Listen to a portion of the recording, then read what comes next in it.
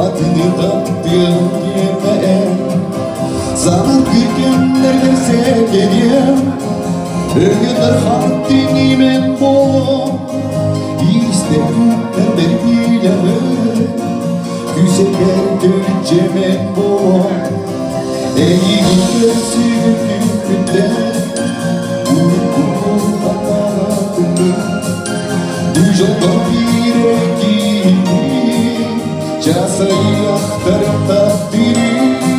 eğilir sürgünde uykumu anladım Duyacağım bir eğilir Casayı aktarım takdirim